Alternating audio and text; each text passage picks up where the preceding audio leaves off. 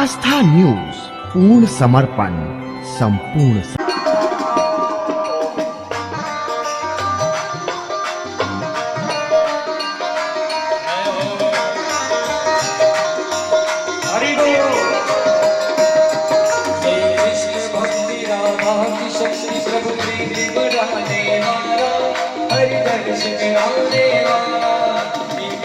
भक्ति राधा की शक्ति प्रभु की बढ़ाने वाला, हरि दर्श कराने वाला, राधे यही हनुमान यही हनुमान यही माता यही राधे यही हनुमान यही राधे यही हनुमान यही जग में मंगल की आरती और योग नाम से आरती ताली से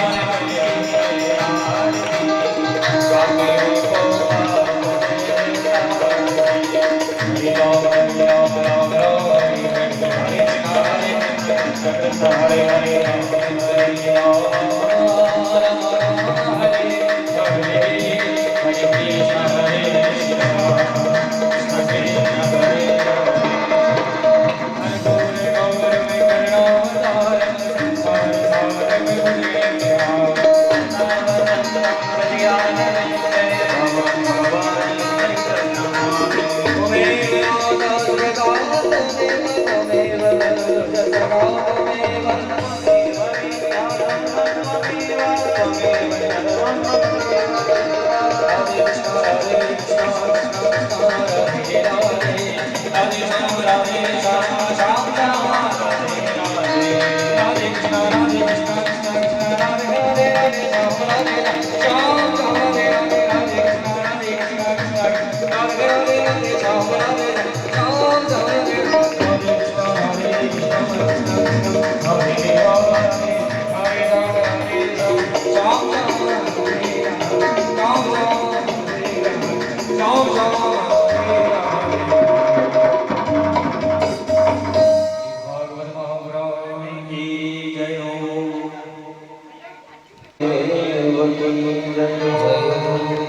आज के आनंद की जय।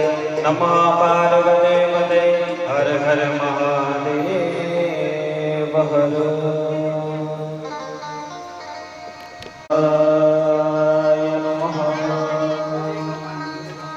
ओम श्री वेद पुरुषाय नमः। अनंत बलवंत हनुमंत लाल जी महाराज के चरणों में हमारा बारंबार प्रणाम। प्रभु श्री रामचंद्र के चरणों में हमारा बारंबार प्रणाम। ज्ञान का प्रकाश देने वाले ऐसे आचार्य सुखदेव जी महाराज के चरणों में प्रणाम। जो कथा के रसिक श्रोता हैं ऐसे परीक्षित महाराज के चरणों में बारंबार प्रणाम। हमारे गुरुदेव के चरणों में बारंबार प्रणाम है। पितृ देवताओं के चरणों में बारंबार प्रणाम है। और इस कथा के पंडाल में जितनी भी माता बहन बैठे हुए हैं, पिता तुल्य बैठे हैं, आप सभी के चरणों में प्रणाम। सभी को यहाँ से जय श्री कृष्ण। आज कथा का दूसरा दिन है, यानी द्वितीय दिवस। कल हमने महात्मा की कथा सुनी थी और शुरू में हमने कहा था कि कथा प्रारंभ करने से पहले मन और वाणी को पवित्र करने के लिए भगवान का नाम संकीर्तन करते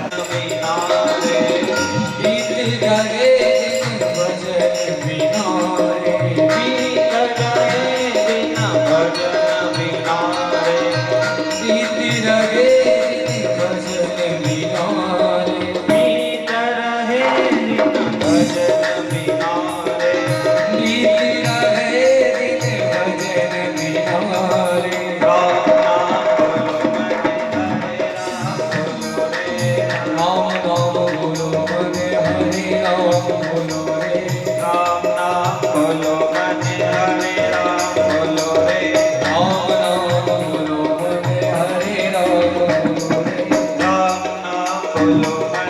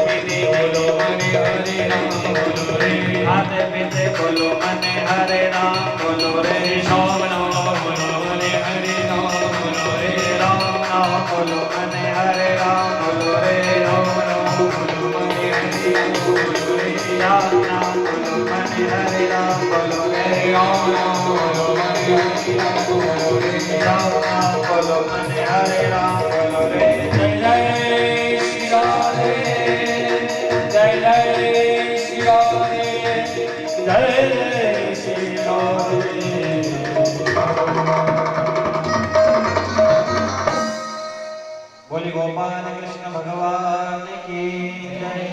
श्रीमद् भागवत महापुराण की जय। हनुमान जी महाराज की जय। महाकालेश्वर महाराज की जय।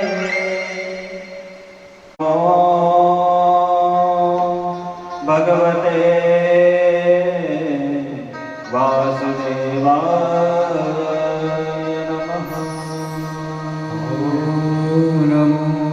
भगवते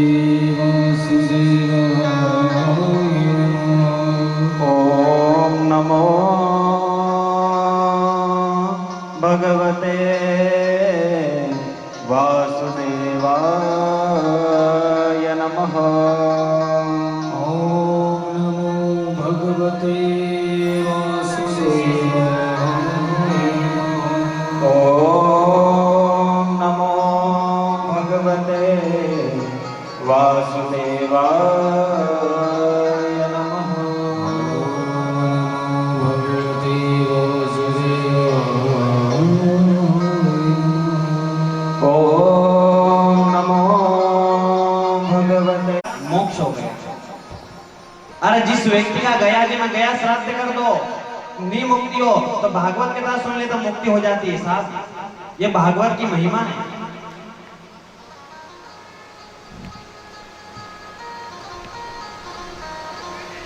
और धुंधकारी ने पाप किए तो अंत में 5 वेश्याओं ने उसको मार दिया, क्योंकि धुंधकारी का ब्रह्मत्व नष्ट हो गया था।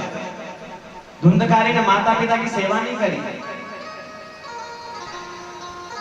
और कहने लगा कि मां धन हो तो दे दो, नहीं तो मार दूंगा।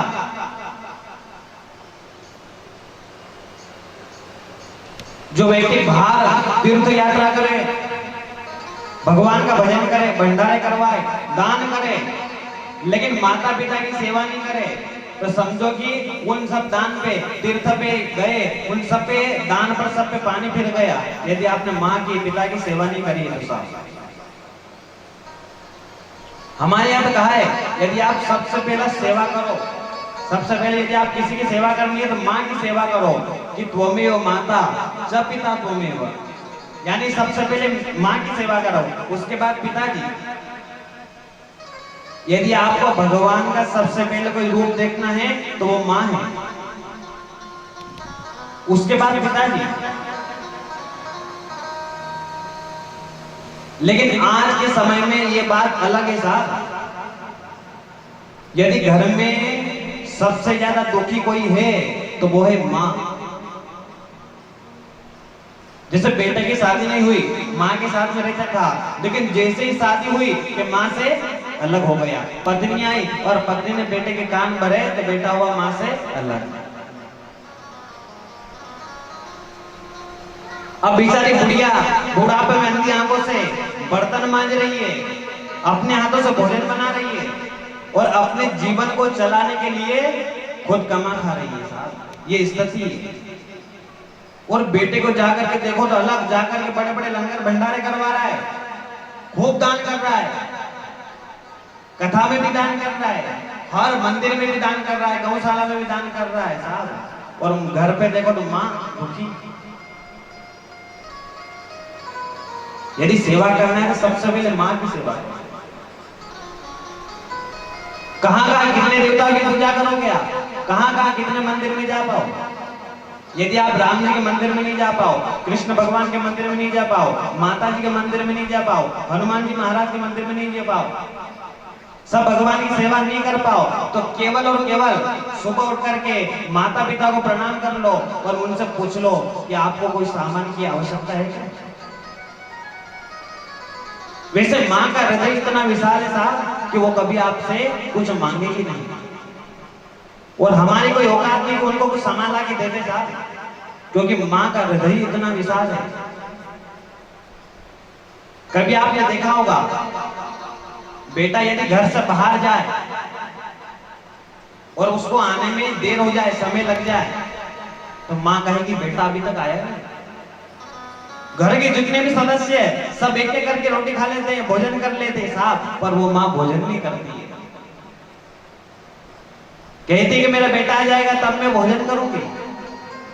बेटा आ जाएगा, भोजन कर लेगा और उसके बाद जो एक दो जो रोटी बचेगी ना साहब, वो माँ खा करके सो जाएगी।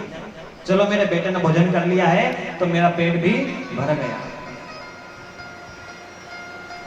घर में यदि डिब्बे में 4 रोटी हो और खाने वाले 5 जने हो तो ऐसा कहने वाली केवल माँ होगी कि बेटा नहीं नहीं, मेरा तो आज उपवास है, व्रत है, आज एकादशी का व्रत है। कोई भी बहाना बना लेगी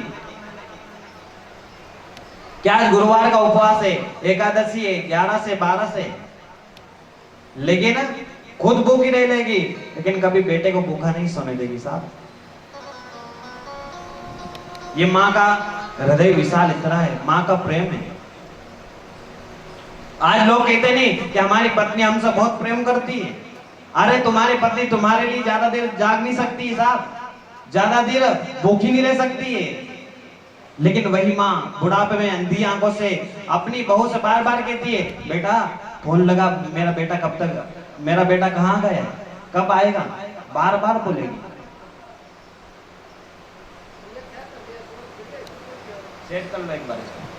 एक भक्त हुए पुंडरीक माता पिता की सेवा कर रहे थे। भगवान आ गए, बोले पुंडरीक मैं भगवान हूं, मेरा दर्शन कर लो। पुंडरीक ने एक ईंट खसका दी, लो इस पे खड़े हो जाओ, अभी मैं व्यस्त हूं, अभी मैं माता पिता की सेवा कर रहा हूं, मैं तुमसे बाद में बात करूंगा, तुम्हारा दर्शन बाद में करूंगा। भगवान माता पिता की सेवा से इतने प्रसन्न हो गए कि ईंट पे खड़े रह गए साहब, कि चलो ये माता पिता की सेवा कर रहे हैं, चलो ये मेरा दर्शन बाद में कर लेगा। और आज पूरा महाराष्ट्र धन्य हो गया उस एक भक्त पुंडरीक के कारण। पुंडरीक के माता पिता को कोई नहीं पहचानता है, लेकिन पुंडरीक को सब पहचानते हैं। क्यों पहचानते हैं? क्योंकि वो माता पिता की सेवा करता था। माता पिता की सेवा से क्या नहीं मिलता है?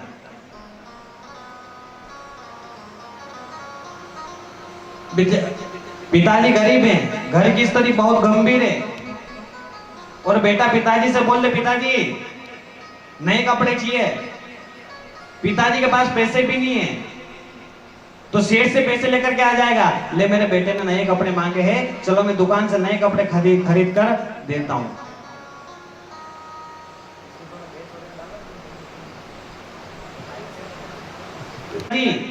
मुझे मोबाइल चाहिए, मुझे 10,000 वाला मोबाइल चाहिए, तो पिताजी कर्जा करके मोबाइल जाएगा साहब।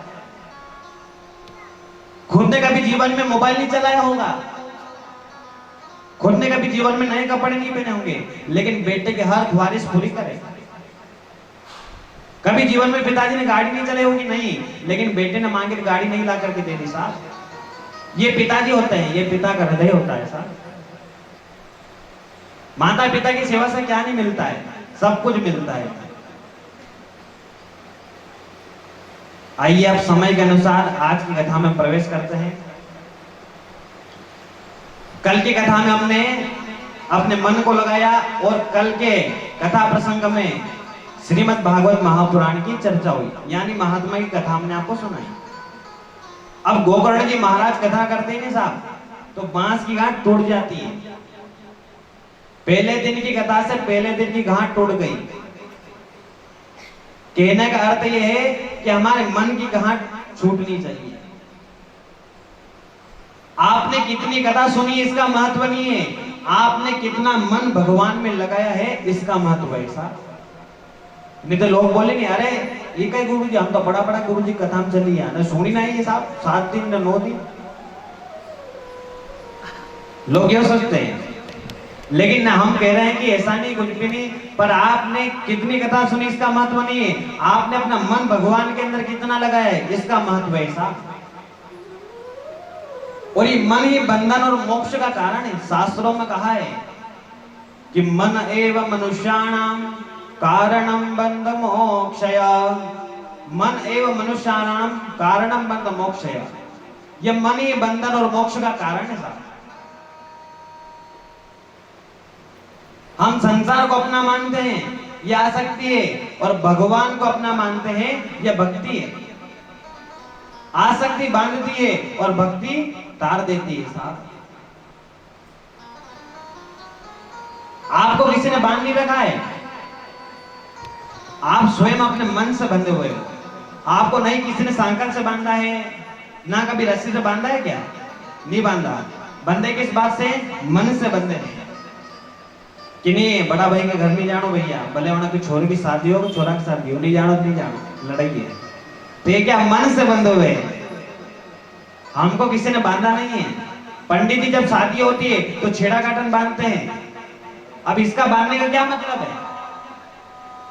शादी हो जाती है, पति पत्नी घर आ जाते हैं, और पति कहता है ये मेरी पत्नी है, और पत्नी कहती है ये मेरा पति है। ये बंधन है साहब। संसार को अपना मानना आसक्ति है, और भगवान को अपना मानना भक्ति। इसलिए बार बार कथाएं हैं मन को लगाने के लिए। श्रीमद् भागवत महापुराण प्रथम स्कंद में प्रारंभ होता है, तो प्रारंभ में मंगलाचरण आया है, और 3 मंगलाचरण आए हैं। 3 मंगलाचरण का क्या मतलब है? आप सुबह उठो तो भगवान का भजन करो, दोपहर में भोजन करो तो भगवान को याद करो, और सायंकाल दीपक लगा करके भगवान को याद करना। इसलिए 3 मंगलाचरण आए हैं। कई लोगों को सुबह उठना नहीं आता है साहब। सुबह उठे थे कैसे उठे? सुबह उठे तो हमें अपने हाथ का दर्शन करना चाहिए। हमारे हाथों में तो आप क्षमा करें। तो सुबह उठे तो भगवान का ध्यान करना चाहिए, भगवान का भजन करना चाहिए। दोपहर में भोजन करो तो भगवान को याद करो, ओ हे परमात्मा, हे परमपिता, ये भोजन जो मिल रहा है ना, ये आपकी कृपा से हमको मिल रहा है। कई लोगों को भोजन नसीब में नहीं है साहब। हमने कई लोगों को देखा है भोजन के लिए भोजन ही नहीं है उनके नसीब में, भोजन ही नहीं मिलता है। लेकिन आपको और हमको भोजन मिल रहा है, ये भगवान की बहुत कृपा है। उसकी कृपा को कभी भूलना नहीं चाहिए।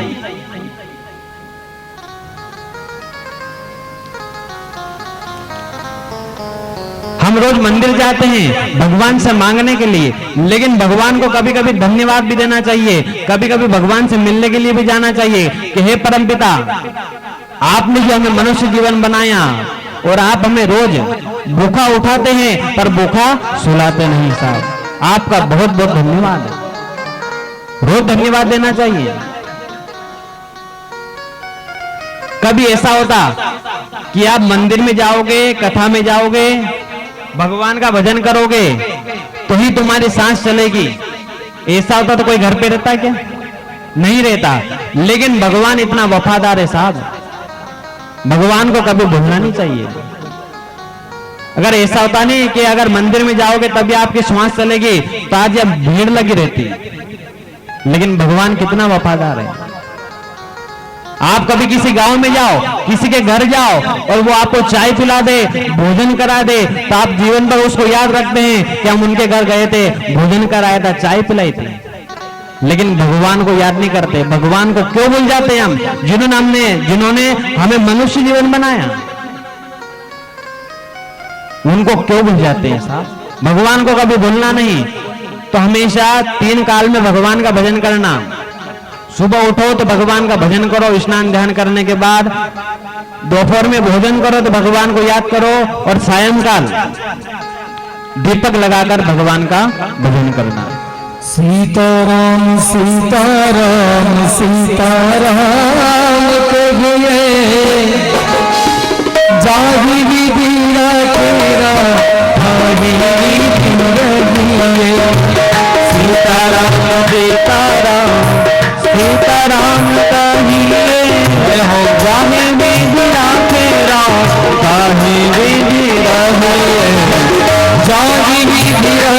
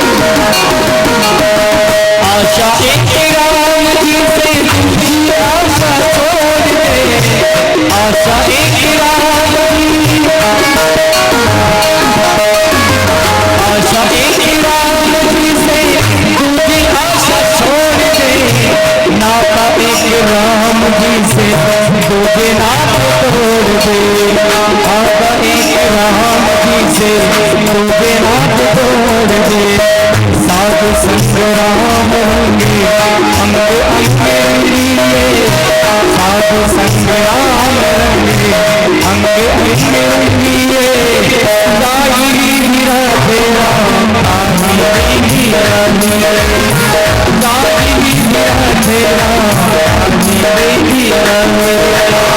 सीताराम सीताराम सीताराम करिए सीताराम सीताराम सीताराम करिए लागे मेरी राधे राम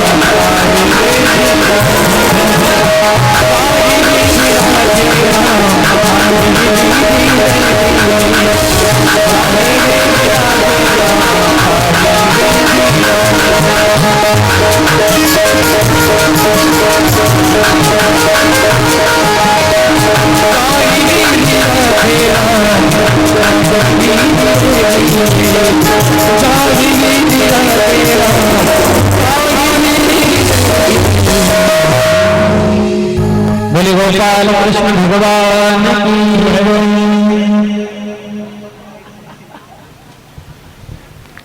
भगवान को कभी आप मंदिर में जाओ उसके लिए बहुत बहुत धन्यवाद। अब व्यास जी महाराज बड़ा सुंदर मंगलाचरण करते हैं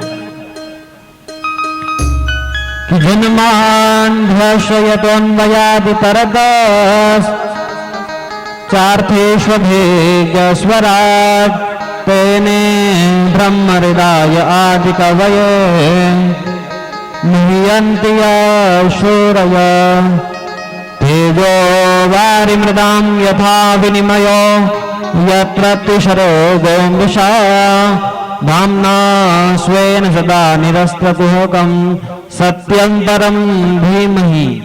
यानी पहला मंगलाचरण किया है सत्यम परम धीमहि।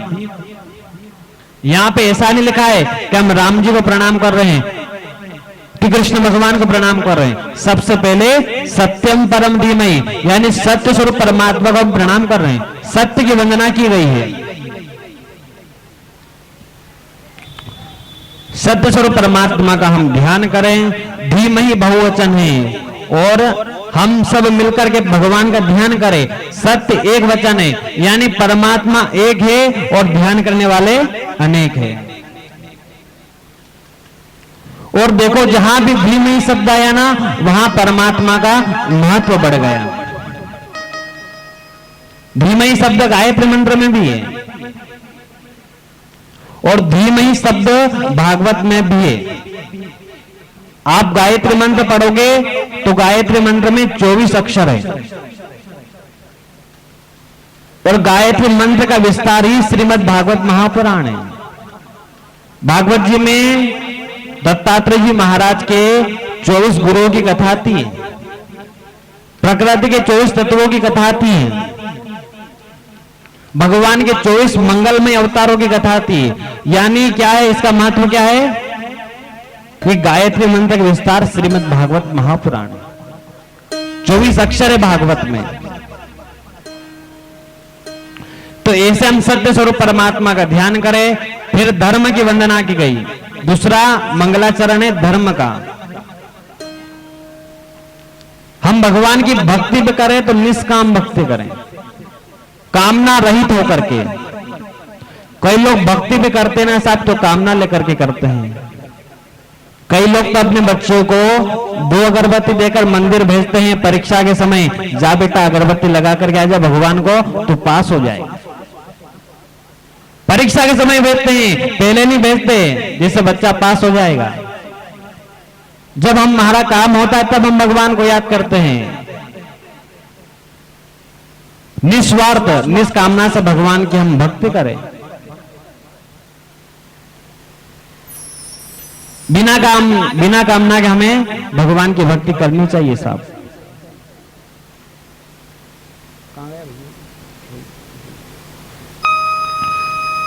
भगवान की जब भी भक्ति करो ना साहब तो बिना कामना से करो, कामना रहित होकर के, बिना कामना के।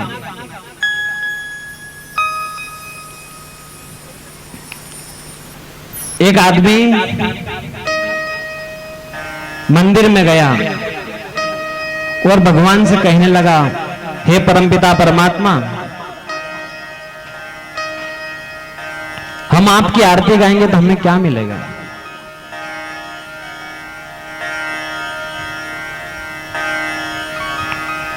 भगवान की कथा को हमेशा सुन करके हमारे जीवन में उतारना चाहिए साहब। कई लोग क्या है, सुनते हैं और निकाल देते हैं। अब एक जगह क्या हुआ, एक सोनार था, तो सोनार ने 2 सोने की मूर्ति बनाई। दोनों मूर्ति 10-10 किलो की मूर्ति, एक जैसी। अब एक व्यक्ति उस मूर्ति को खरीदने आया, बोले कि भैया हमें मूर्ति बताओ। तो उनने पूछा, बोले कि इनका रेट क्या है, इनके कितने पैसे है? तो दुकान वाले ने कहा कि एक के हैं 1000 और एक के हैं 1,00,000 रुपए। उस व्यक्ति ने कहा कि दोनों मूर्ति दिखाई देने में एक जैसी, भजन भी बरोबर, पर ये 1000 की, एक 1,00,000 की, ऐसा क्यों? तो इसका निर्णय क्या करें? तो वे संत मिल गए, संत को बुलाया गया, संत से पूछा कि आप बताइए कि दोनों मूर्ति बरोबर वजन, एक जैसी, लेकिन एक 1,000 की और एक 1,00,000 की, ऐसा क्यों? संत एक डोरी रस्सी लेकर के आए और एक मूर्ति के कान में डाला, तो इधर से डाली तो इधर निकल गई, तो उन्होंने कह दिया यह 1,000 की। अब दूसरी मूर्ति के अंदर रस्सी डाली, तो रस्सी डाली तो वह अंदर चली गई, बाहर नहीं, तो संत ने कह दिया यह 1,00,000 रुपए की। इसका मतलब यह है, कहने का तात्पर्य यह है कि आप कथा को सुनो, तो कथा को सुनकर के श्रीमद् भागवत महापुराण मंगलाचरण में कहा गया है कि निगम कल्प तरोर गलितम फलम सुख मुखादमृत द्रव्य संयुतम पिबत भागवतम विषमालयम मुहुरहो रसिका भुविभावुका। हे सज्जनों, इस भागवत कथा का पान करो। कई लोग कहते हैं कितनी बार सुने, एक बार तो सुन ली, 2 बार सुन ली, 5 बार सुन ली, 10 बार सुन ली, और बार बार क्या सुने? इसमें भागवत जी में लिखा है मुहुरहो रसिका भुविभावुका, यानी इस कथा का रसपान बार बार करो, जैसा अवसर मिले तब सुनो, जहां जहां कथा मिले वहां वहां जाओ सुनने के लिए साहब। जिस प्रकार हमारे पूर्वज, हमारे पिताजी, उनके दादाजी रोटी खाते थे, तो रोटी कैसे बनती, गोल बनती, वो भी ऐसे रोटी खाते थे, और आज हम भी रोटी खा रहे हैं। मतलब सुबह भूख लगती है, शाम को रोटी खाने की इच्छा हो जाती है। ऐसा नहीं आता मन में कि चलो आज रोटी खाइए तो आज दूसरा कोई भोजन कर रहे, आता है मन में? क्या नहीं आता है। ऐसे ही भगवान की कथा आप जितनी बार सुनोगे उतनी बार आपको आनंद आएगा और अच्छी लगेगी। ऐसा आपको कभी भी नहीं लगेगी कि हमने पहले सुन लिया, अब सुनने की कोई जरूरत नहीं है। जहां जहां मिले, जब जब कथा सुनने का अवसर मिले, वहां कथा सुनने चले जाओ। तो कभी भी स्वार्थ से भगवान की भक्ति नहीं करना, बिना स्वार्थ से भगवान की भक्ति करो साहब। अब एक आदमी मंदिर में गया और कहने लगा भगवान मैं आपकी आरती गाऊंगा तो मुझे क्या मिलेगा? लाल की जय। भगवान ने कहा कि जो ध्यावे सुख संपत्ति आवे, कष्ट मिटे तन का। मतलब जो व्यक्ति मेरी आरती गाता है उसके जो कष्ट है सब दूर भाग जाते हैं। अब आदमी ने सोचा भैया भगवान की आरती गाएंगे तो हमारे कष्ट सब चले जाएंगे और हमें धन की प्राप्ति हो जाएगी। तो उसने भगवान को माई बाप बना लिया। क्या कहा दूसरी लाइन में, क्या कह दिया कि माता पिता तुम मेरे शरण राहों में किसके, स्वामी शरण राहों में किसके, तुम बिना और न दूजा, प्रभु बिन और न दूजा, आस करो जिसकी, ओम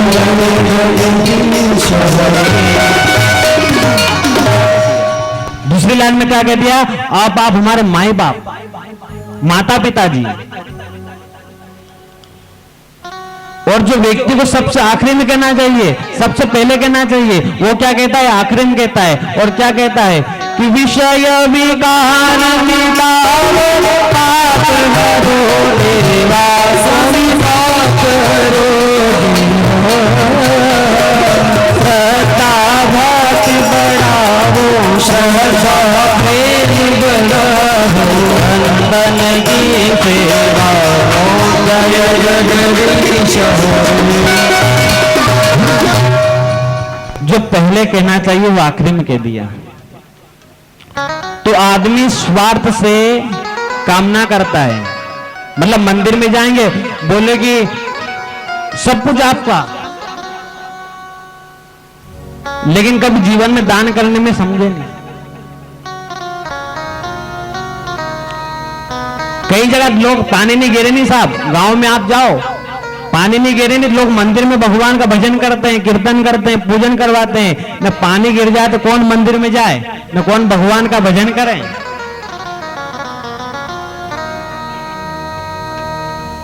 स्वार्थ से कभी भी भगवान की भक्ति नहीं करना साहब। 88,000 संत जन निमिषारण्य क्षेत्र में विराजमान है। और सुख जी महाराज से प्रश्न करते हैं, गुरुदेव हम आपसे प्रश्न करना चाहते हैं। सुख जी महाराज ने कहा बोलो क्या प्रश्न करना है।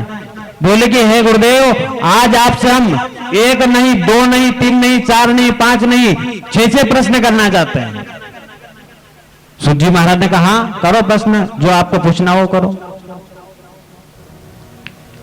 88 संत जन ने कहा कि परम श्रेय का साधन क्या है, परम स्वरूप का कल्याण क्या है। शास्त्र तो बहुत है लेकिन उनका सार क्या है। और भगवान के मंगलमय 24 अवतारों की कथा सुनाई है। और देवकी के गर्भ से भगवान प्रकट क्यों हुए। और जब कलयुग आ गया तब धर्म किसकी शरण में गया, यह आप मुझे बताइएगा। धर्म किम शरणम गतः। तो सुख जी महाराज ने मंगलाचरण किया, अपने गुरुदेव का ध्यान किया, नारायण सरस्वती का ध्यान किया और कथा का प्रारंभ किया कि सवे कुंसा परो धर्म यतो भक्ति हृदोक्षते। क्या कहा कि सवे कुंसा परो धर्म यतो भक्ति हृदोक्षते। भगवान कृष्ण में अहित की भक्ति हो जाए। अहित की भक्ति का अर्थ है केवल मंदिर में और कथा में हम भगवान का कीर्तन करें, ऐसा नहीं। आप घर पे रहो तो भी भगवान का कीर्तन करो, भगवान का भजन करो। हर परिस्थिति में हर समय में भगवान का भजन करो। जय जय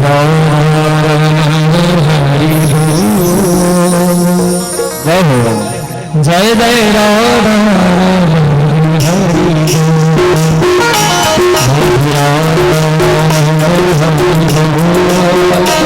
जय जय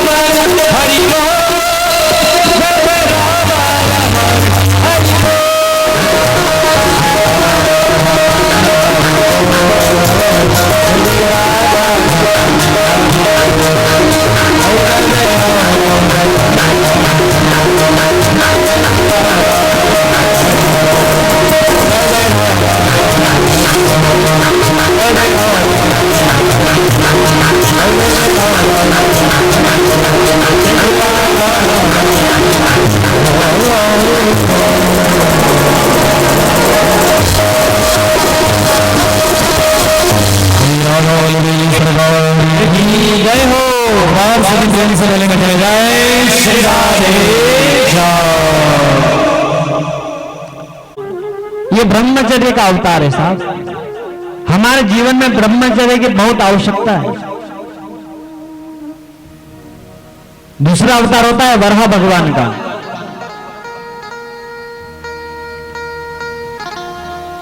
ये श्रेष्ठ दिवस है।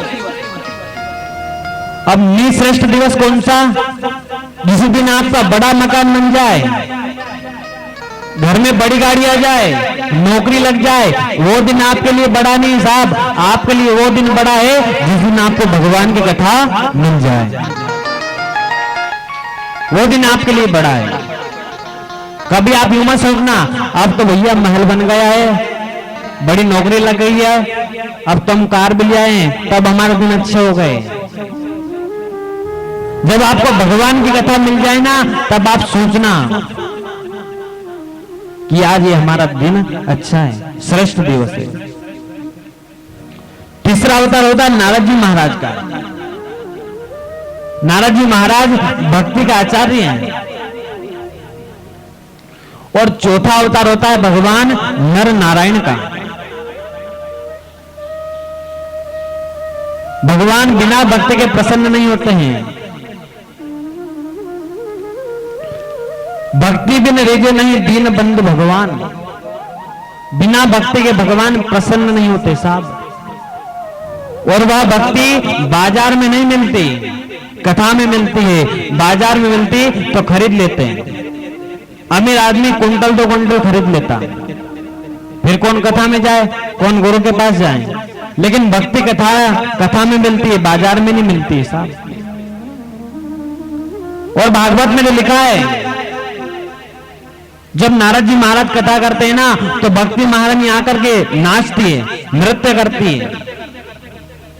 आप और हम नाचे तो कोई बड़ी बात नहीं है। भागवत में तो स्वयं भक्ति महारानी नाचती है। और भक्ति क्या है? भगवान की दर्शन की प्यास का नाम भक्ति है। जिज्ञासा का नाम भक्ति है। कि तेने यम वांगमया मूर्ति प्रत्यक्षा वर्तते हरे। साक्षात भगवान कृष्ण की वांगमय मूर्ति श्रीमद् भागवत महापुराण है। साक्षात भगवान श्री कृष्ण है। और भगवान बड़े छोटे सब में सबके लिए एक समान है। ऐसा कभी भगवान नहीं सोचते कि ये गरीब है, ये अमीर है, मैं इनके घर नहीं जाता। भगवान सबको एक समान रखता है। पर आज आदमी अपने गांव के मंदिर को छोड़ देता है, पर तीर्थ यात्रा करने जाता है। गांव में विराजित भगवान हैं, उनको कभी दर्शन करने नहीं जाएगा, उनको कभी जल चढ़ाने नहीं जाएगा, लेकिन तीर्थ यात्रा करने जरूर जाएगा साहब। आप बद्री विशाल जाओ, बद्री विशाल में भगवान का दर्शन करो, तो बद्री विशाल में विराजित भगवान भी कह देते हैं कि तू पहले अपने गांव में जा, अपने गांव में जाकर के अपने भगवान का दर्शन कर, जो विराजित भगवान है उनका दर्शन कर, फिर मेरे पास आना। तो वो प्रणाम स्वीकार होगा भगवान को। जो व्यक्ति अपने माता पिता को प्रणाम नहीं करता है और गुरुजी को प्रणाम करता है, तो वो प्रणाम भी नहीं लगता। जो अपने माता पिता की सेवा नहीं करता है और जो गुरुजी की सेवा करता है, वो सेवा नहीं लगती। सबसे पहले आप अपने माता पिता की सेवा करो। अपने गांव में विराजित भगवान का आदर करो, सम्मान करो, प्रणाम करो। यदि आप अपने गांव में भगवान विराजित है, उनको जाकर के प्रणाम करोगे, उनके दर्शन करोगे और तीर्थ यात्रा में जाओगे, तो वो तीर्थ यात्रा वाले भगवान कहेंगे कि अब ये मुझे प्रणाम स्वीकार है। बिना भक्ति के भगवान प्रसन्न नहीं होते। तो चौथा अवतार होता है नर नारायण का, पांचवा अवतार होता है कपिल भगवान का। ये ज्ञान का अवतार है साहब। ज्ञान भी वही श्रेष्ठ है जिस समय मुक्ति मिले। डिग्रियां प्राप्त करने से मुक्ति नहीं मिलती साहब, कि हमने एमए कर लिया, बीए कर लिया, ये कर लिया, वो कर लिया, ये डिग्री है, वो डिग्री हमारे पास। डिग्री प्राप्त करने से भगवान की मुक्ति नहीं मिलती है। यदि हम भगवान की भक्ति करेंगे, भगवान का भजन करेंगे, तो हमें मुक्ति मिलेगी। अब भारत के कुछ नौजवान विदेश गए पढ़ने के लिए। अब वह बाहर जाकर, विदेश जाकर के पढ़ लिख करके आ गए। अब उन्होंने सोचा कम इतने पढ़ लिखे हैं, कम फैक्ट्रियां डालें, कुछ कामकाज करें। तो उन्होंने एक नदी के किनारे फैक्ट्री डाली। अब नदी में उन्होंने एक पाइप डाला। अब उस पाइप में एक वायर डालना था। अब वायर था तो मुझ नम्र था। अब जैसे उस वायर को पाइप के अंदर डाले तो वह अंदर ही घड़ी हो जाए, बाहर ना निकले। पढ़े लिखे नौजवान जिन्होंने इंजीनियर की पढ़ाई कर ली, डिग्रियां प्राप्त कर ली, वह परेशान होने लगे। तो एक आदमी पास में था, वह किसान व्यक्ति जा रहा था रास्ते में, तो उन्होंने सोचा कि ये परेशान हो रहे हैं, चलो मैं इनकी मदद करूं। जाकर के कहा भैया क्या बात है, क्या हुआ? बोले कि हम ये वायर डाल रहे पर ये बाहर नहीं निकल रहा है। किसान ने कह दिया मैं तुम्हारी मदद कर दो। नौजवानों ने कहा नहीं नहीं भैया, हम इतने पढ़े लिखे हैं, इतने जानकार हैं, जो काम हमसे नहीं हो रहा वो तुम कैसे कर दोगे? किसान ने कहा नहीं नहीं भैया, हम संत के पास जाते हैं, गुरु के पास जाते हैं, कथा सुनते हैं। उन पढ़े लिखे नौजवानों ने कह दिया नहीं नहीं बा साहब, हम कर लेंगे, आप तो जाओ। वह किसान चला गया। शाम के समय वापस लौट करके आया, देखा किसान तो परेशान हो गए, पसीना पसीना हो गए, घबरा गए। किसान ने आकर के कह दिया भैया तुम कहो तो मैं तुम्हारी मदद करूं। उन नौजवानों में से एक जवान ने कहा चलो भैया यह सुबह से परेशान हो रहा है, चलो इसकी हम मदद ले लें। तो किसान से मदद ली। अब किसान गया, चलो भैया मैं तुम्हारी मदद करता हूं, मैंने तुम्हें से पहले भी बोला था। तो किसान एक पास में खेत था, खेत में गया और खेत में जाकर के एक चूहे को पकड़ा और चूहे को पकड़कर लेकर आया और चूहे की पूंछ में धागा बांधा और धागा में वायर बांधा और उस चूहे को पाइप में डाला तो चूहा भी बाहर और वायर भी बाहर। यानी कि भव सागर से पार कराने के लिए भगवान की कथा है। ये डिग्रियां भव सागर से पार कराने वाली नहीं है। ये ऐसा नहीं कि आप पढ़ाई मत करो, हम बोल दे कि आप पढ़ाई मत करो, ऐसा नहीं है। लेकिन आप पढ़ाई के साथ साथ में हमारे अंदर वो संस्कार भी होना चाहिए कि हम भगवान की भक्ति करें, भगवान का भजन करें।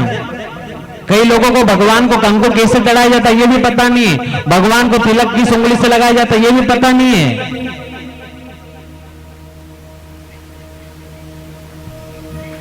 तो भव सागर से पार करने के लिए कथा की जरूरत है साहब। हमारे जीवन में ज्ञान की बहुत जरूरत है। तो पांचवा अवतार होता है भगवान कपिल का, छठा अवतार होता है दत्तात्रेय जी महाराज का, सातवां अवतार होता है यज्ञ नारायण भगवान का, आठवां अवतार होता है ऋषभदेव जी महाराज का, नौवां पशु महाराज का और 10वां होता है मत्स्य अवतार। 11वां अवतार होता है भगवान कश्यप रूप धारण करते हैं और 12वां भगवान धन्वंतरी का रूप धारण करते हैं, कलश लेकर अमृत कलश लेकर बाहर निकलते हैं। और 13वां अवतार होता है भगवान मोहिनी रूप धारण करते हैं और 14वां अवतार होता है भगवान नरसिंह स्वामी का। भगवान नरसिंह स्वामी भक्त प्रहलाद के लिए खंभ में से प्रकट हो गए। भगवान कहां नहीं है, कण कण में भगवान है साहब। भक्त प्रहलाद ने कह दिया कि इस खंभे में भगवान है, तो खंभे में से भगवान प्रकट हो गए साहब। भगवान तो हर जगह है, हरि व्यापक सर्वत्र समाना, प्रेम तो प्रकट हो ही नहीं जाना। भगवान तो कण कण में है, ऐसी कोई सी जगह नहीं जहां भगवान नहीं है। भक्त प्रहलाद के लिए भगवान खंभ में से प्रकट हो गए। महाराष्ट्र के एक भक्त हुए जिनका नाम है नामदेव। नामदेव जी महाराज कहां जा रहे थे? नामदेव जी महाराज ने सोचा अब सूर्यास्त का समय होने वाला है, अब मैं भोजन बनाऊं। नामदेव जी महाराज ने भोजन बनाया। भोजन बनाने के बाद सोचा चलो रोटी को मैं घी लगा दूं। तो पास में एक गांव था, बस्ती थी, तो वो घी लेने के लिए गए। नामदेव जी महाराज घी लेकर के आए, घी का कटोरा लेकर के आ रहे थे, इतने में कुत्ता रोटी लेकर के भाग गया। तो नामदेव जी महाराज ने कुत्ते में भगवान का दर्शन कर लिया। नामदेव जी महाराज कहने लगे, हे भगवान आप जरा रुक जाइए, वैसे भी आपको निवेद्य तो लगा था, लेकिन आज मुझे ऐसा लग रहा है कि आपको जल्दी भूख लगाइए। नामदेव जी महाराज घी का कटोरा लेकर के पीछे पीछे दौड़ रहे हैं। आपके घर से और हमारे घर से यदि कुत्ता रोटी लेकर के भागेगा तो हम भी उनके पीछे भागेंगे, लेकिन क्या लेकर के भागेंगे? घी का कटोरा लेकर के नहीं भागेंगे, लकड़ी लेकर के भागेंगे। और वैसे भी यदि कुत्ते के मुंह में रोटी चल जाए तो वो हमारा कोई काम की नहीं साहब। नामदेव जी महाराज ने कुत्ते में भगवान का दर्शन कर लिया।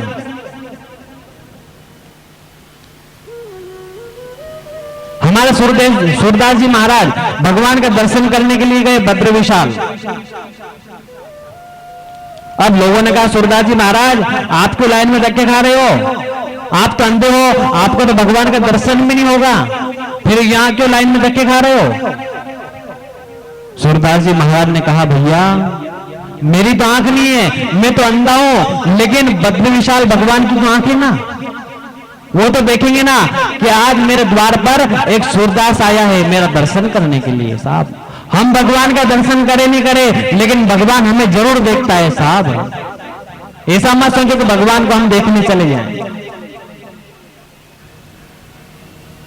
भगवान कहां नहीं, सब जगह है, कण कण में, वह सर्वत्र है। तो 14वां अवतार नरसिंह स्वामी का होता है, 15वां अवतार होता है वामन भगवान का। वामन यानी छोटा।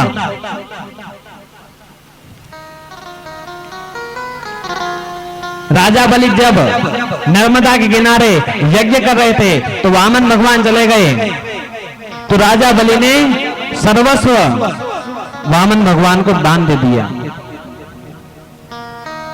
दान करना भी बड़ी हिम्मत की बात है साहब, हर कोई दान नहीं कर सकता है। दान करना भी बहुत कठिन है। कई लोग तो ऐसे होते हैं चमड़ी जाए पर दमड़ी ना जाए, बहुत कंजूस। एक बार एक कथा में सेठ जी आ गए। सेठ जी ने कहा पंडित जी ऐसी कोई पूजा बताओ जिसमें कम खर्चा हो।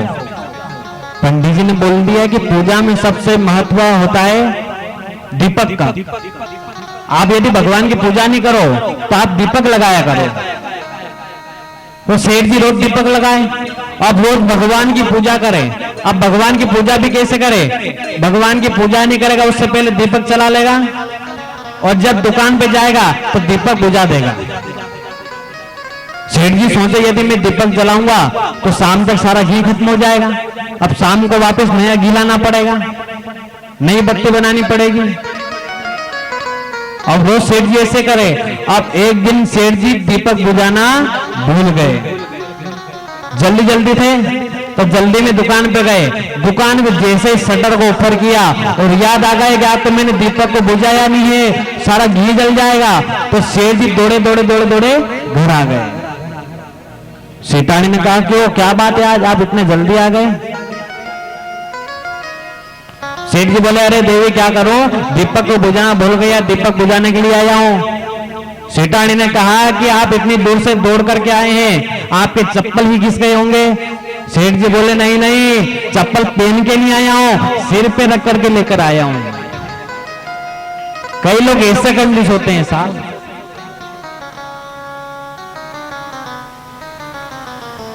दान देना भी बहुत हिम्मत का काम है, और हर किसी के द्वार पर कोई भगवान नहीं आता है, कोई भिक्षुक मांगने नहीं आता है। हमारे घर के द्वार पर यदि कोई याचक आ जाए, कोई भिखारी आ जाए, तो कभी भी उसको खाली हाथ मत लौटने दो, क्योंकि वह भी अगले जन्म में सेठ था। उसका घर भी जो था बड़ा महल था, उसके घर में भी कार थी। वह कहता है कि भैया जो आज तुम्हारे घर जो कार है ना, वो अगले जन्म में मेरे पास भी थी, मकान भी था, लेकिन मैंने कभी जीवन में एक दाना भी दान नहीं किया, तो आज मेरे हाथ में कटोरा आ गया। दान देना चाहिए हर परिस्थिति। हमारे घर के द्वार पर जो कोई भी याचक आए, कोई भिखारी है, तो वो कभी भी खाली हाथ नहीं जाना चाहिए। ये 15वां अवतार वामन भगवान का होता है, अब 16वां अवतार होता है परशुराम जी का, और 17वां अवतार होता है व्यास जी महाराज का, 18वां अवतार होता है राम जी का, और 19वां अवतार होता है बलराम जी का, और 20वां अवतार होता है भगवान कृष्ण का। बोले गोपाल कृष्ण भगवान की। और 3 अवतार होते हैं हरि, हंस और बुध, और चौथा अवतार कल की अवतार। ऐसे करके भगवान के 24 मंगलमय अवतारों की कथा है। यही कथा आचार्य सुखदेव जी महाराज ने परीक्षित को सुनाया, और यहाँ सोनकादि ऋषियों को सुख जी महाराज ने यह कथा सुनाई। बोले कि हमने संक्षिप्त रूप में आपको ये कथा सुनाई है, ये कथा हम आपको बाद में विस्तार से सुनाएंगे। अब विस्तार क्या है? व्यास जी महाराज ने, आप मानो नहीं, 4 वेद, 6 शास्त्र और 17 पुराण की रचना कर दी साहब, लेकिन फिर भी व्यास जी महाराज के मन में संतोष नहीं। व्यास जी महाराज सोचते हैं कि मैं क्या करूं, मैंने 4 वेद लिख दिए, 4 वेद से 17 पुराण लिख दिए, अब और मैं क्या लिखूं, मेरे मन में संतोष नहीं है। व्यास जी महाराज अपने आश्रम में ऊर्ध्वांगिनी मन से बैठे थे, तभी नारद जी महाराज का आगमन हो गया। नारद जी महाराज आ गए। नारद जी ने कहा क्यों पाराशर नंदन व्यास जी, क्या बात है, आप उदास क्यों, नाराज क्यों? व्यास जी बोले नारद जी क्या बताऊं, मेरे मन में संतोष नहीं हो रहा है, मुझे संतुष्टि नहीं हो रही है। नारद जी ने कहा व्यास जी, आपने जो 4 वेद, 6 शास्त्र, 17 पुराण जो लिखे हैं ना, इन्हें तो जो भगवान की हमेशा भक्ति करता रहता है, जिन्हें कहने की जरूरत ना पड़ती है, वो पढ़ेगा। और वेद तो मंत्र है, वेद में तो मंत्र है, व्यक्ति को मंत्र पढ़ना नहीं आता है, अर्थ का अनर्थ कर लेगा, तो क्या करें? नारद जी महाराज ने कहा तुम ऐसे पुराण की रचना करो जो हर भक्त उसे सुनना चाहे, उस पुराण में हर भक्त की कथा हो, ऐसे पुराण की रचना करो। जो व्यक्ति कभी हमेशा भगवान का भजन करता हो, सात्विक भोजन करने वाला हो, जो रामकृष्ण का भक्त हो, ऐसे भक्तों के लिए तुम श्रीमद् भागवत महापुराण की रचना करो। नारद जी महाराज के कहने पर व्यास जी महाराज ने भागवत की रचना की, और व्यास जी महाराज बोले अब मेरी समझ में कुछ भी नहीं आता है, अब मैं कुछ भी नहीं कर सकता हूं, बुढ़ापा आ गया। नारद जी महाराज बोले व्यास जी तुम चिंता मत करो, मैं भी अगले जन्म में दासी का पुत्र था, दासी का बेटा था, लेकिन परमात्मा की कृपा से आज मैं ब्रह्मा जी का बेटा बन गया। जब मेरा जन्म हुआ तो पिताजी शांत हो गए, और मेरी मां संतों के आश्रम में जाया करती थी। बाहर से संत लोग आए चतुर्मास्य के लिए, 4 महीने के लिए भगवान का भजन करने के लिए। तो मेरी माँ आश्रम में जाती थी, भोजन बनाती थी, बर्तन मांजती थी, तो मैं भी मेरी माँ के साथ में जाता था। अब जब संत लोग भगवान की कथा करने लगे तो मैं भी माँ कथा सुनने जाया करता था। अब मेरा मन ऐसा लग गया, उन संतों से दूर जाने की इच्छा नहीं करती है, उनके वहां पे आश्रम में रहने की इच्छा रहती है मेरी, हमेशा भगवान के भजन करने की इच्छा रहती है। अब जब चतुर्मास पूर्ण हुआ, संत जाने लगे, तो नारद जी महाराज भी साथ में संतों के साथ में जाने लगे। मां ने कह दिया, नारद कहां जा रहा है, तुम्हें नहीं जाना है साथ में, अभी तो तुझे पढ़ाई करना है, फिर बड़ा हो जाएगा तो शादी करना है, बहुत सारे काम में नौकरी करना है। नारद जी महाराज को मां ने संतों के साथ में नहीं जाने दिया, रोक लिया। तो संतों ने कहा, बेटा तो अपनी मां की बात मान और हमेशा भगवान का भजन करना, और जब तेरी मां शांत हो जाए ना तब तो उत्तर दिशा में आ जाना। और मंत्र दे दिया, ओम नमो भगवते वासुदेवाय, ये मंत्र दे दिया कि इस मंत्र का हमेशा जाप करना। और तो नारद जी महाराज हर परिस्थिति में, हर समय में भगवान का जाप करें। अब तो नारद जी महाराज सोचे कि अब मां तो शांत हो जाए तो बढ़िया है। क्या सोचे कि मां शांत हो जाए तो बढ़िया है, ऐसा कहीं सोचेगा। लेकिन नारद जी महाराज ने इसलिए सोचा कि मेरी मां शांत हो जाएगी तो मैं भगवान का भजन कर पाऊंगा, यदि नहीं हुई तो मुझे भगवान का भजन नहीं करने देगी। तो एक दिन नारद जी महाराज की माता गाय का दूध निकालने के लिए गई, तो घास में सांप था, सांप ने नारद जी महाराज की मां को डस लिया। तो नारद जी महाराज की मां की मृत्यु हो गई। अब जैसे ये बात नारद जी महाराज को पता चली, तो नारद जी महाराज को 2 प्रकार के आंसू आए, एक गर्म आंसू आया और एक ठंडा आंसू आया। गर्म इसलिए आया कि दुख है, मेरी मां शांत हो गई, और ठंडा आंसू इसलिए आया कि अच्छा रहा, मां शांत हो गई तो मैं भगवान का भजन करूंगा। तो हमको भी ऐसे आंसू आते हैं। आप देखो, बच्चा जीवन भर पढ़ाई करता है और नौकरी लग जाए तो मां की आंखों में आंसू आ जाते हैं, क्योंकि वो खुशी के आंसू रहते हैं। और कभी कोई घटना घट जाए, कोई व्यक्ति शांत हो जाए तो हम रोते और हमारे गर्म आंसू आते हैं। ये आप अपने जीवन में अनुभव करिएगा। अब तो नारद जी महाराज उत्तर दिशा में चल दिए, भगवान का भजन करने लगे, दिन रात भगवान का भजन करने लग गए साहब। जब संत मिलन हो जाए,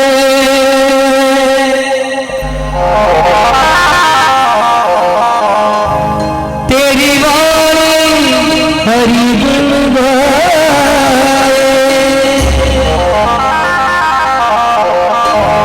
तब इतना समझ लेना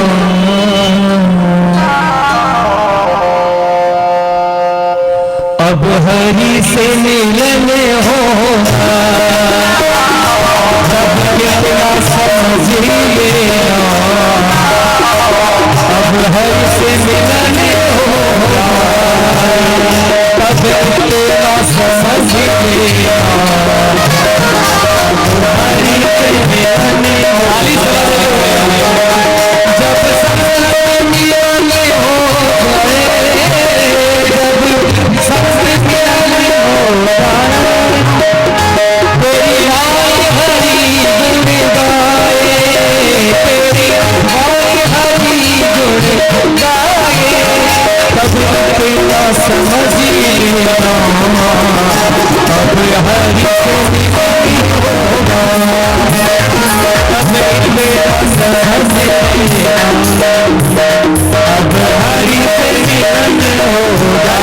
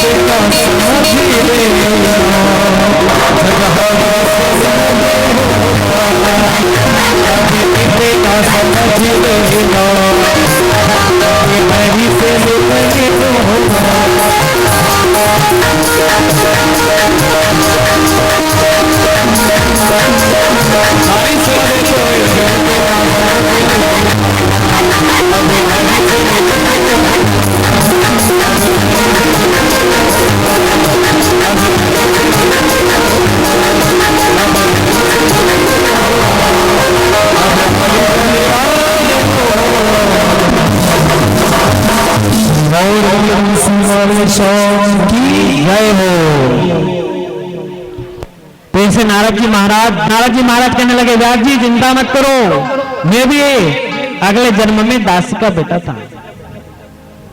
तो नारद जी महाराज ने कहा कि मेरे पिताजी ने मेरे को भागवत सिखाई है और वही भागवत मैं आपको देता हूं। तो नारद जी महाराज ने 4 श्लोक व्यास जी महाराज को दिया और व्यास जी महाराज ने उन्हीं 4 श्लोक का वर्णन किया तो 18,000 श्लोक में भागवत की रचना हो गई। अब भागवत की रचना हो गई। अब भागवत कथा को करे कौन? इसका प्रचार प्रसार कौन करे? आप स्कूल नया खोल लो, नया स्कूल खोलो और उसका प्रचार प्रसार मत करो तो बच्चे कैसे आएंगे? उसका प्रचार प्रसार भी करना पड़ेगा। तो इसे भागवत का भी प्रचार प्रसार करना पड़ेगा। और इसका प्रचार प्रसार कौन करे? तो कहने लगे सुखदेव जी महाराज का जन्म होना चाहिए।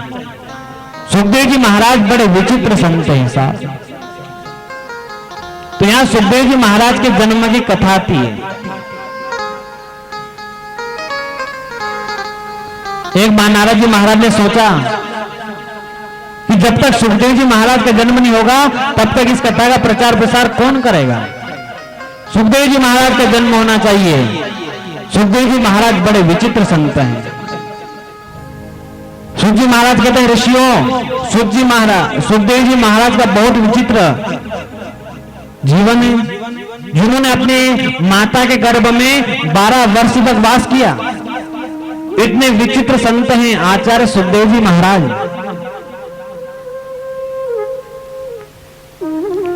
एक बार सुखदेव जी महाराज गोलोक धाम में राधा रानी की गोद में क्रीड़ा कर रहे थे, खेल रहे थे। राधा रानी ने कहा, सुखदेव जाओ, जाकर के संसार में जाकर के इस कथा का प्रचार प्रसार करो। सुखदेव जी महाराज ने कह दिया, माता मैं यदि मृत्यु लोक में जाऊंगा, संसार में जाऊंगा तो माया सताएगी और यहाँ पे जो 1-2 जो माला आपकी जाप कर रहा हूं ये भी छूट जाएगी। सुखदेव जी महाराज ने मना कर दिया। राधा रानी सरकार ने कहा कि नहीं, मैं तुम्हें आशीर्वाद देती हूं, तुम पर माया का असर नहीं होगा। तो वही पूज्य सुखदेव जी महाराज मृत्यु लोक में आ गए और मृत्यु लोक में कैलाश पर्वत के ऊपर एक पक्षिणी के गर्भ से जन्म ले लिया। अभी अंडे में जीव का प्रादुर्भूत नहीं हुआ। पशु पक्षी और पक्षिणी उस संडे को वहीं पड़ा छोड़ करके चले गए। अब नारद जी महाराज ने सोचा सुखदेव जी का जन्म होना चाहिए। अब एक दिन नारद जी विचार करने लगे कि मेरी वजह से भगवान लक्ष्मी और नारायण में झगड़ा हो चुका है, मेरी वजह से ब्रह्मा और ब्रह्माणी में एक बार झगड़ा हो चुका है, लेकिन भोलेनाथ और पार्वती में कभी झगड़ा नहीं हुआ, इनमें भी एक बार तो झगड़ा कराना ही पड़ेगा। तो नारद जी महाराज सीधे कैलाश पर्वत पे आ गए। अब नारद जी महाराज किसको कहते हैं? ना रद्द, जिसकी बात कभी रद्द ना होवे। नारद जी महाराज जिसके कान में गुरु मंत्र दे दे, समझो उसे भगवान मिल गए, उनका भगवान को दर्शन हो गए।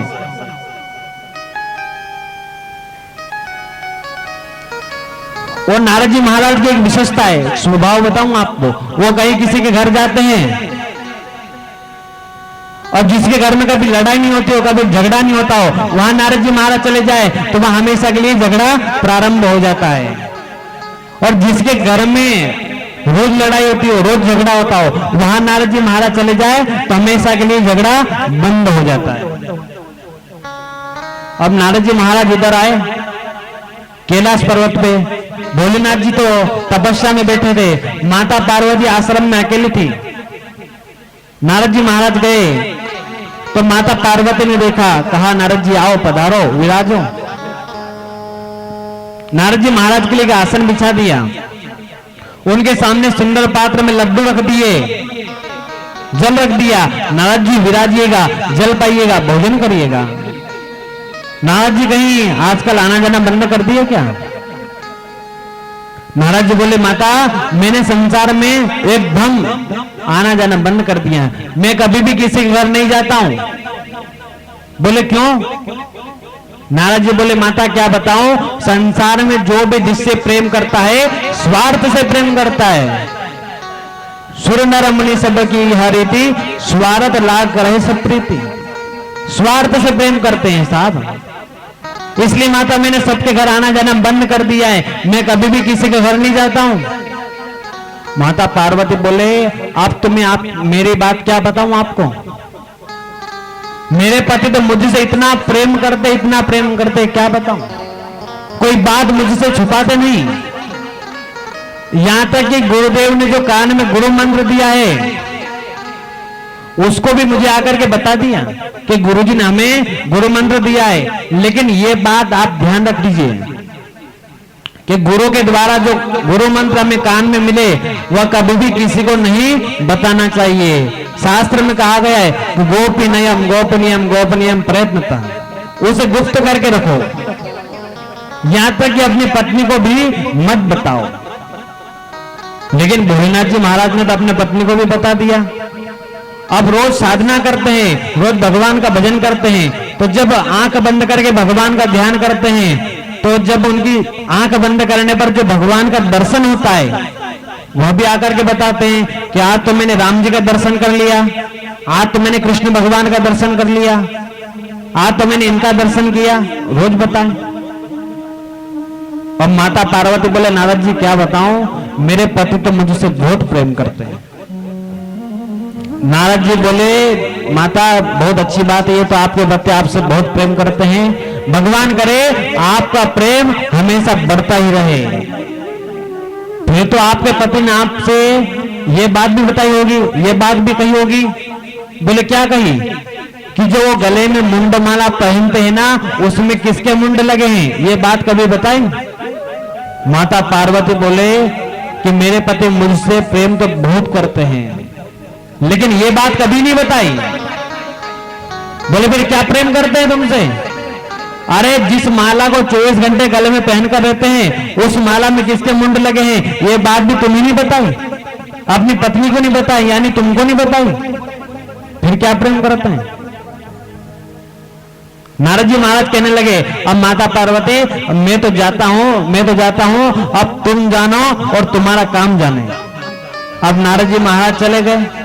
माता पार्वती कहने लगी हे परमेश्वर, मैं जिनको परमेश्वर मानती हूं, भगवान मानती हूं, वो मुझसे कपट करते हैं, मुझसे बात छुपाते हैं। माता पार्वती ने वस्त्र उतारकर, मलिन वस्त्र पहन लिए, आभूषण उतारकर फेंक दिए और कोप वन में चली गई।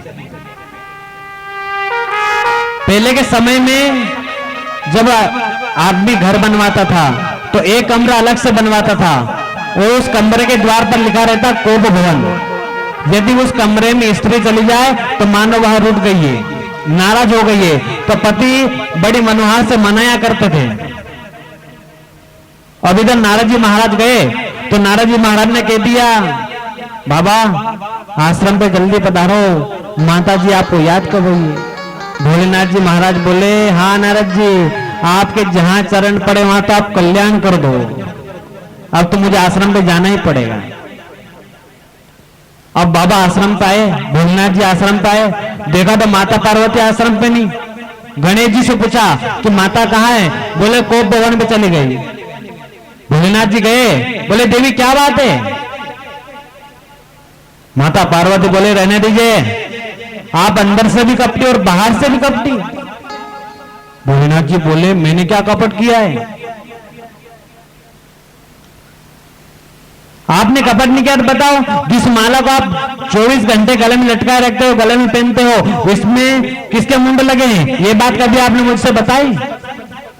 अरे देवी कभी आपने अवसर नहीं दिया, नहीं तो मैं बता देता।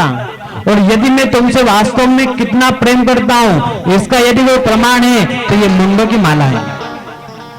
वैसे तो आप परम्बा है, जगदम्बा है, और जब जब लीला की सिद्धि के लिए अपने शरीर में परिवर्तन लाती हो, जब जब तुम अपने देह का त्याग करती हो, तब तुम्हारे मुंड को मैं अपनी माला में पिरो लेता हूं। ये देवी तुम्हारे ही मुंड है और किसी के नहीं है।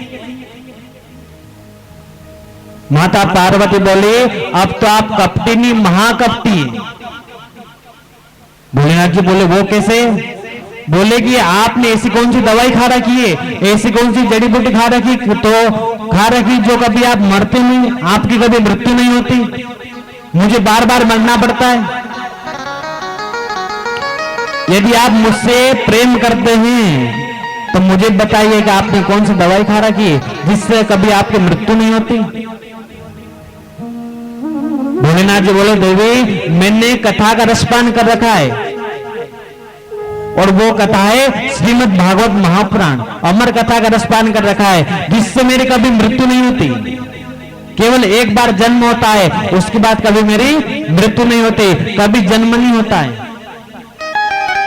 माता पार्वती भोलेनाथ जी महाराज के चरणों में गिर गई,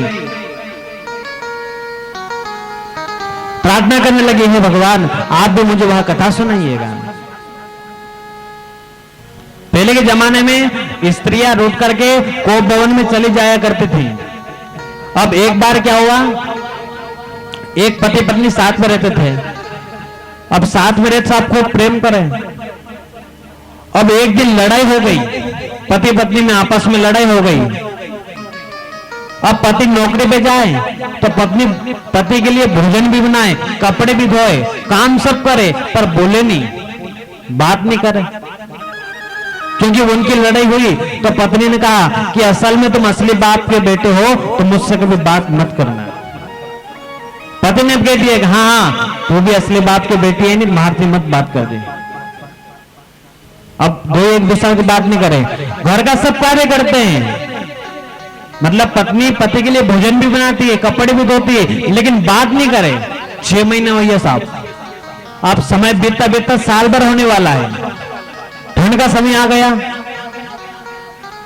अब एक दिन पत्नी सोचे चलो पति पत्नी है, लड़ाई झगड़ा तो होता रहता है, मेरे पति परमेश्वर है, चलो बोल लूं मैं।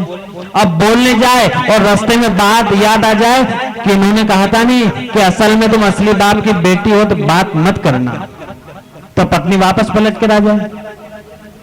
अब पति सोचे कि चलो मैं बात कर लूं, मेरी धर्म पत्नी है, चलो ठीक है भैया लड़ाई होती रहती है, चलो मैं बोल लेता हूं। अब पति बोलने जाए तो फिर बात याद आ जाए कि पत्नी ने कहा था कि असल में आप असली बाप के बेटे हो तो बात मत करना, तो पति वापस पलट करके आ जाए, बात नहीं करे आपस में एक दूसरे से। अब एक दिन ठंड के समय में चूल्हे पर आगुन पर पति ताप रहा था, मतलब जब ठंड बत्ती व्यक्ति को तो वो गर्मी के पास जाता है, तापता है। तो उस व्यक्ति की पत्नी चूल्हे पर भोजन बना रही थी, रोटी बना रही थी। अब रोटी बनाते बनाते वह जब पत्नी ताप रहा था तो उसकी धोती जल गई।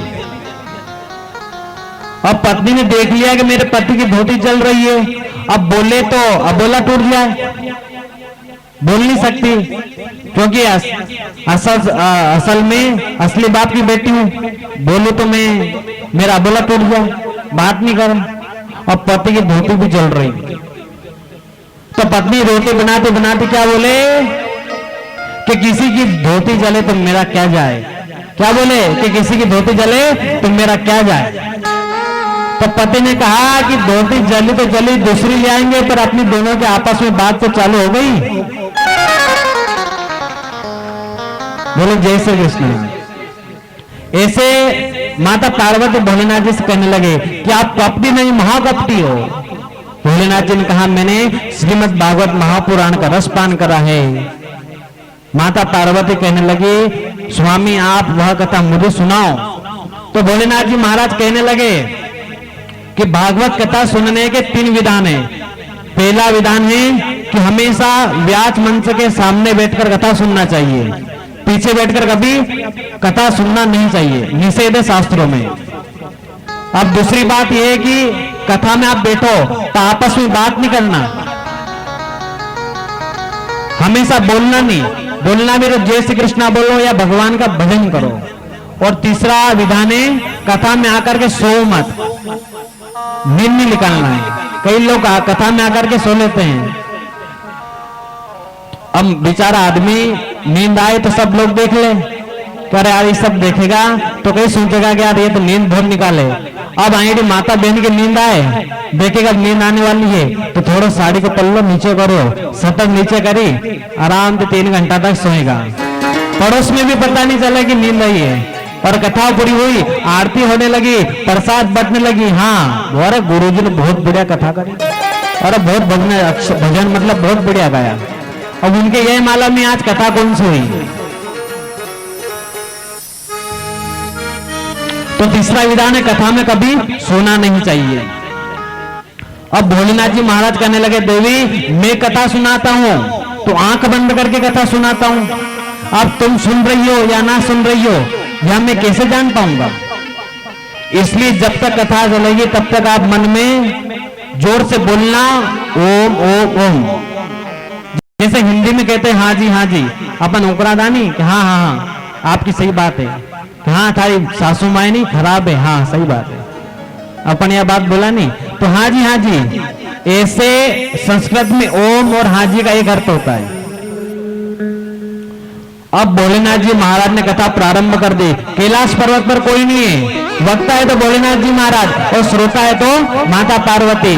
भोलेनाथ जी महाराज के पीछे वह अंडा जरूर पड़ा है लेकिन उसमें जीव का प्रादुर्भाव नहीं है। और भोलेनाथ जी महाराज ने कथा प्रारंभ कर दी। माता पार्वती ओम ओम ओम कहकर के कथा सुन रही है। पहले दिन की जैसे कथा पूर्ण हुई, पहले के जमाने में कैसे कथा होती थी, सुबह 3 बजे कथा होती और शाम को 3 घंटा कथा होती, सुबह 3 घंटा और शाम को 3 घंटा। अब 3 घंटे में कभी पैर आगे कर लिया तो कभी कैसे बैठ गए तो कभी कुर्सी पे बैठ गए, ऐसे मतलब मौका लगा तो व्यास मंच के सामने ही लात कर दी। ऐसे पहले कथा सुनते थे। लेकिन भोलेनाथ जी महाराज ने ऐसी कथा सुनाई माता पार्वती को, सुबह से लेकर शाम के 6 बजे तक पहले दिन की कथा पूर्ण हुई और दूसरे दिन की कथा 6:01 पर शुरू हो गई। अविश्राम गति से कथा चल रही है। पहले दिन की कथा से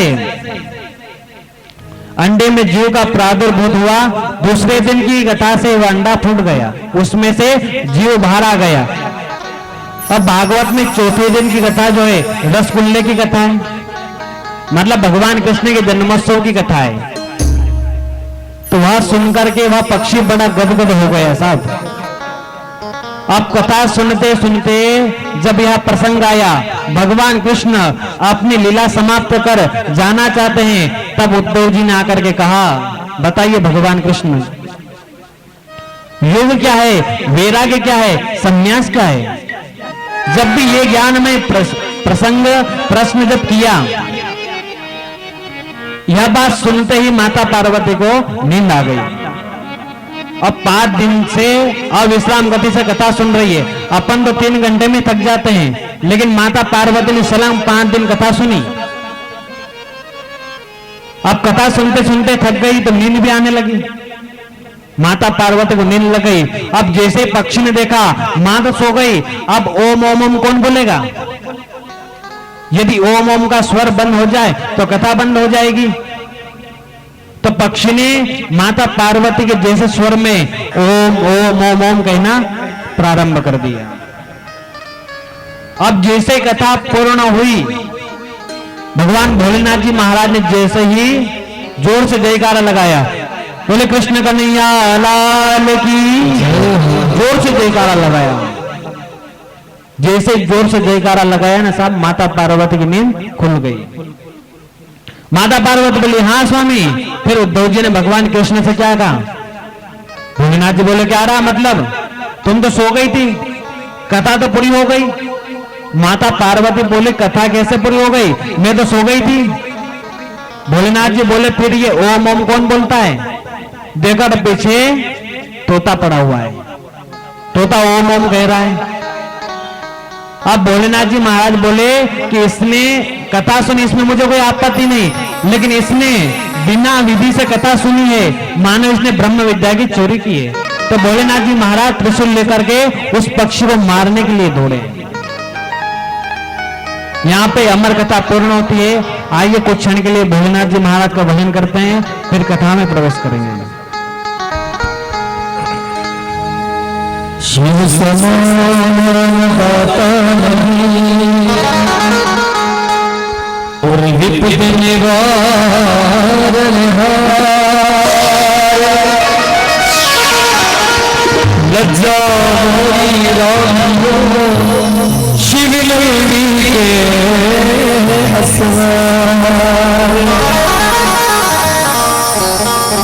आइए मिलकर के सारी सेवा देंगे। हम तो विलास के निवास नमो बार बार हो, विलास के निवास नमो बार बार हो,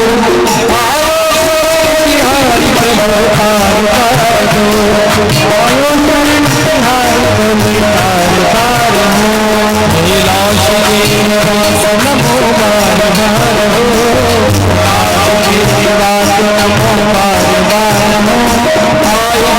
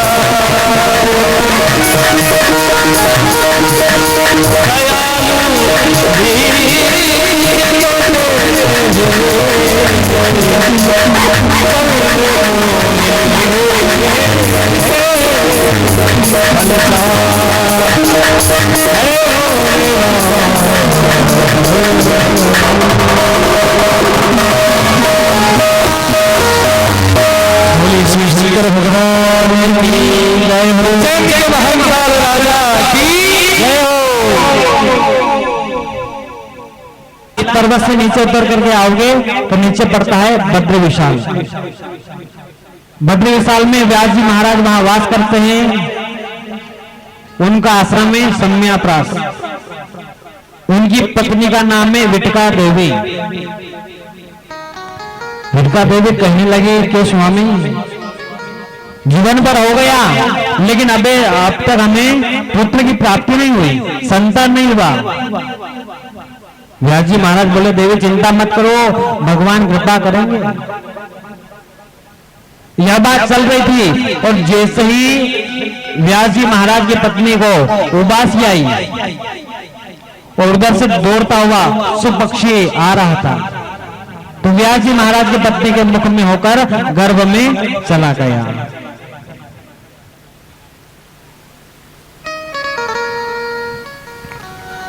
अब 12 वर्ष हो गए। सुखदेव जी महाराज ने अपने माता के गर्भ को मंदिर बना लिया। 12 वर्ष हो गए लेकिन गर्भ से बाहर नहीं आ रहे। विटका देवी व्यास जी महाराज से कह रही है कि स्वामी मेरे गर्भ से वेद मंत्र का उच्चारण हो रहा है।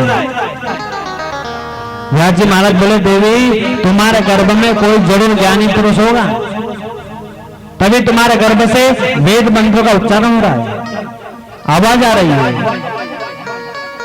लेकिन व्यास जी महाराज कहने लगे बेटा अब तो तुम बाहर आ जाओ, तुम्हारे मातोश्री को बहुत तकलीफ हो रही है। सुखदेव जी बोले नहीं पिताजी मैं बाहर नहीं आने वाला हूं, बाहर आऊंगा तो ये माया सताएगी। यदि मायापति भगवान स्वयं विष्णु आकर के कह दे कि माया नहीं सताएगी तब मैं बाहर आऊंगा। तब भगवान विष्णु को स्वयं आकर के कहना पड़ा कि सुखदेव जी आप बाहर आ जाइए, आप पर माया का असर नहीं होगा। तो सुखदेव जी महाराज बाहर आए और जैसे ही सुखदेव जी महाराज का जन्म हुआ ना साहब, जन्म लेते ही दौड़ लगाने लगे। आपने कोई ऐसा बेटा देखा है, ऐसा कोई बालक देखा है जो जन्म लेते ही दौड़ लगाए, दौड़े? लेकिन जैसे ही सुखदेव जी महाराज का जन्म हुआ, जन्म लेते ही दौड़ने लगे। जिनके शरीर पर 4 अंगुल की कौपिन भी नहीं है, जिन्होंने वस्त्र नहीं पहन रखे हैं, ऐसे सुखदेव जी महाराज दौड़ लगा कर जा रहे हैं। और सरस्वती नदी के किनारे जाकर के बैठ गए, भगवान का भजन करने लग गए। अब तो व्यास जी महाराज सोचने लगे कि मेरा बेटा तो चला गया, भगवान का भजन करने लग गया, अब मैं क्या करूं, ये भागवत कथा किसको पढ़ाऊं?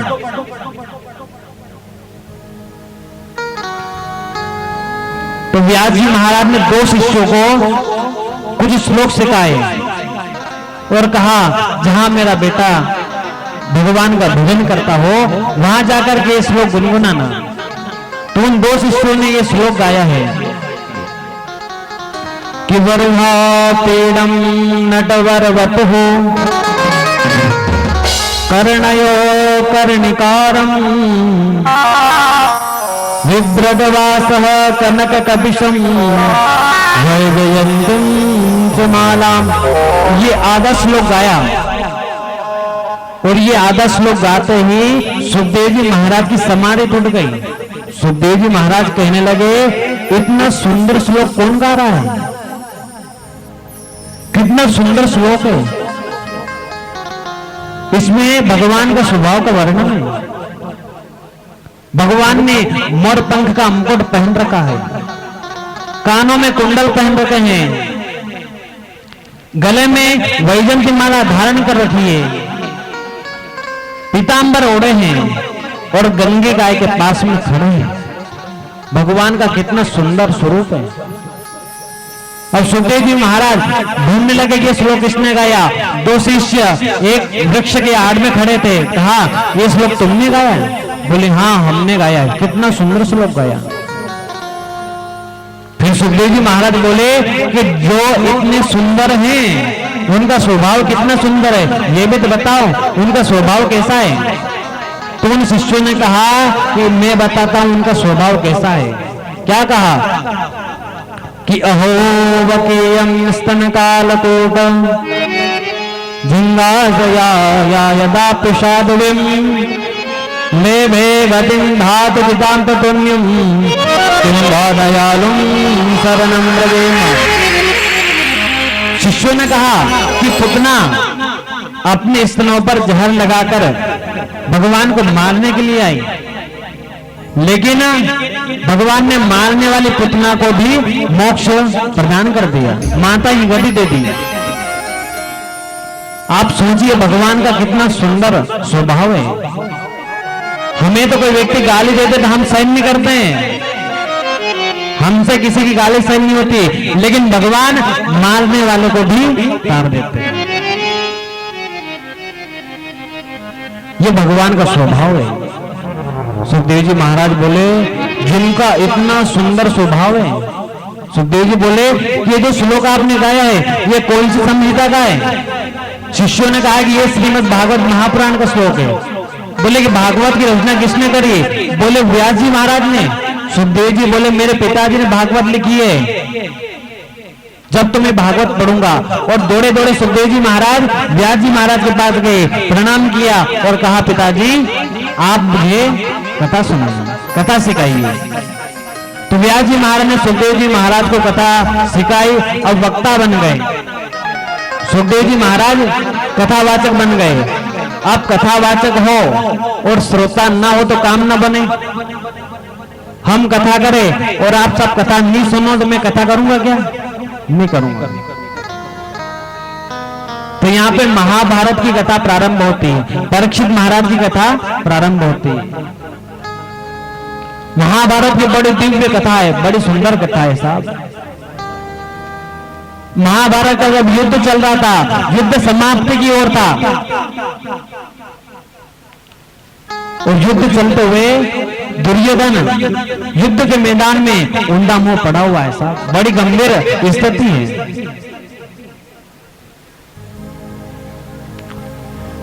भीम ने दुर्योधन की जंगाएं तोड़ दी साहब और ऊंधे मुंह पड़ा है। जिन्होंने मद में मतलब धन के अभिमान में बड़ों का कहना नहीं माना, भगवान का कहना नहीं माना, काका विदुर का कहना नहीं माना, उसकी आज ये दशा हो गई साहब। आज युद्ध के मैदान में दुर्योधन ऊंधे मुंह पड़ा हुआ है। भीम ने उसकी जंगाएं तोड़ दी है। मक्खियां बैठती है ना साथ तो उनको उड़ा भी नहीं सकता है। रक्त वेदनी ढीली हो गई है। जिधर दृष्टि जाए उधर मांस के लोंडे पड़े हुए हैं साहब। चारों ओर से काऊ काऊ की आवाज आ रही है। कौवे मांस के लोंडे उठा उठा करके ले जा रहे हैं साहब। महाभारत की बड़ी दिव्य कथा है। आज दुर्योधन युद्ध के मैदान में ऊंधे मुंह पड़ा हुआ है।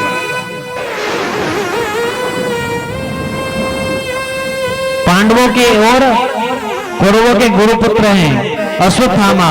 अश्वत्थामाया कहा दुर्योधन मित्र क्या हुआ है? ये तेरी दशा किसने की है पता? बोले कि ये दशा हमारे पांडवों ने की है। हम 100 थे और वो 5 थे। हम 100 ने मिलकर के उनका बाल भी बांका ना कर सके। अश्वत्थामा ने कहा तुम चिंता मत करो, मैं अभी के अभी 5 के सिर काट कर लेकर के आता हूं। दुर्योधन बोले भैया तुम्हारे बस की बात नहीं है। हम 100 थे वो 5 थे, फिर भी हम हार गए।